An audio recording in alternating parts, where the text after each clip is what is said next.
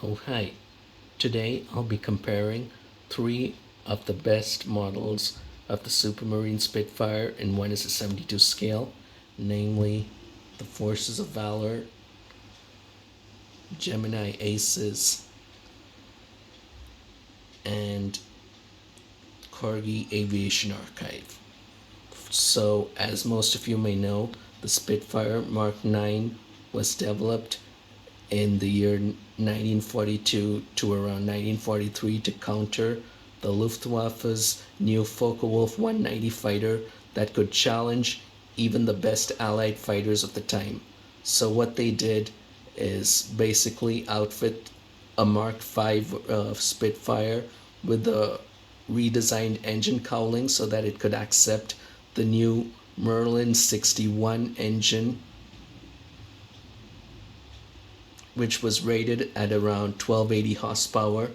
And then there was the Merlin 66 that was rated at around 1315 horsepower, and the Merlin 66 at around 1600 horsepower. So these Spitfires date to the year 1943 to 1944. So anyway, let's get on with the models. First up is the Forces of Valor model. Look at that. Finely detailed panel lines, rivets, and even the pad printed details. I'm unable to get the camera to focus, so please bear with me with that. Let's try manual focus.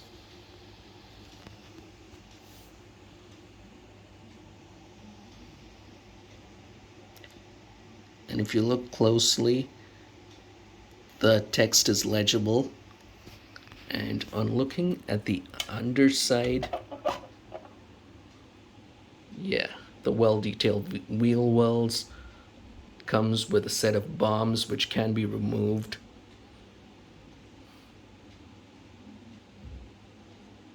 Panel lines, and even the pad printed details, the text is legible, as you can see. Perhaps the most striking feature of this model is the well-detailed Merlin engine. Just look at that. And compared to the size of my finger, it's brilliant how they managed to get such an intricate engine detail at such a scale. And just so you know, I replaced the gun barrels, the cannon barrels of my model with a pair of Master 1:72 metal barrels. The original ones was synthetic rubber, and if you ask me, this is more realistic.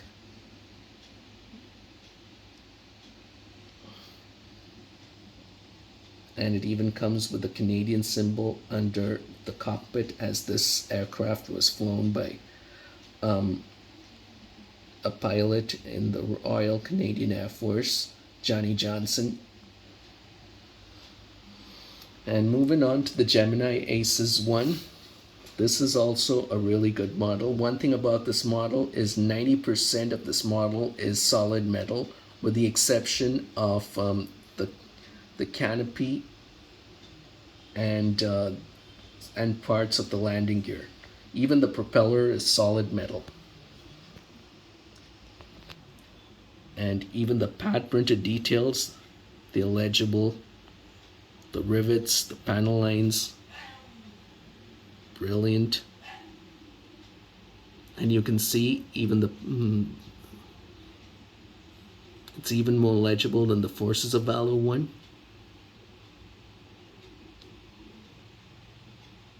And also about the Gemini Aces, it has movable ailerons, a movable rudder,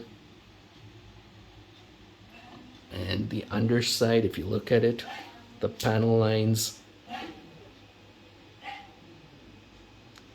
the shell case ejector chutes,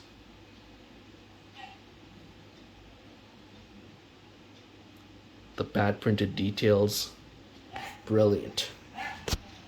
Let's put it back here on the stand. Moving on to the Corgi Aviation Archive model. This is supposed to be the best Spitfire model in 1:72 scale there is. That's what Corgi claims, as they had scanned an original Spitfire 9 airframe using LIDAR scanners, and this model was made using the data from that LIDAR scan. And this is also another one of Johnny Johnson's Spitfires, but unlike the Forces of Valor version, it doesn't have the Canadian symbol under the cockpit. And unlike the Forces of Valor version, it's just got painted spots for the gun ports, but that's okay. But the sleekness of the airframe, wow. It's as close to the real thing as you could get in the scale. And the same can be said for the Gemini Aces Model 2. Rivets are pretty good. Panel lines are good, although it's not as pronounced as the Forces of Valor or the Gemini Aces 1.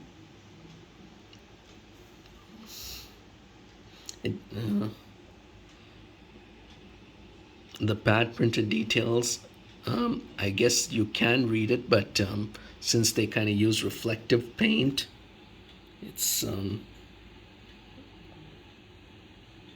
of hard to read when compared to the other two, but nonetheless, you would mostly have these models in your showcase or display shelf, so that's okay. And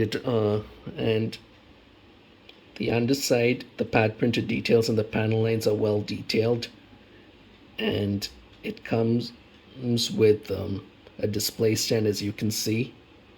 And unlike the previous two models, might I add that the landing gear unit and gear down position is a two-piece unit. It has the pitot tube. The Forces of Valor one did not have a pitot tube. I'm not sure if you saw that, but I'm just letting you know. And although it doesn't have as many rivets as the Gemini Aces model, look at that. The fuse on the nose cowling, the rivets are pretty good. And yeah, and unlike the Gemini Aces model, it doesn't have rivets under the wings, but since Corgi claims that this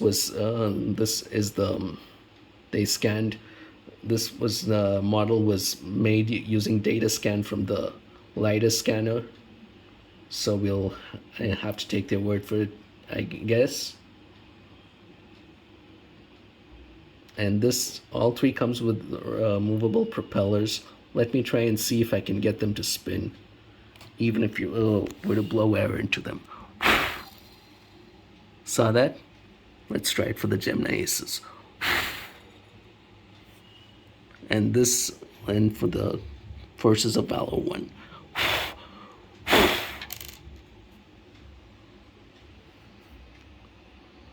Okay, so which of the three are the best?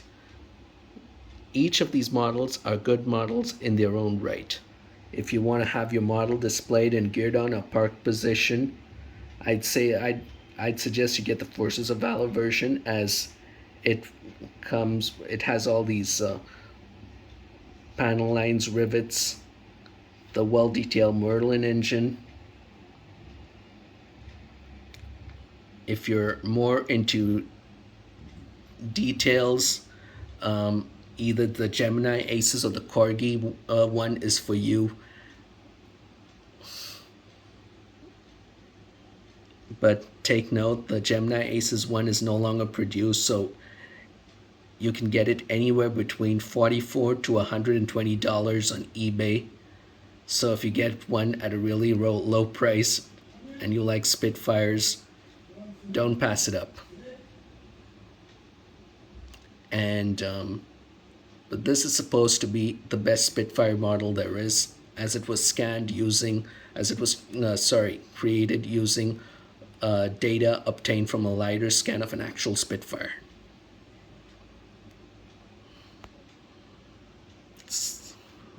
So anyway, I hope I've been able to give you some insights as to what model to get. based on your need. Okay then, I'll catch you later. Bye for now.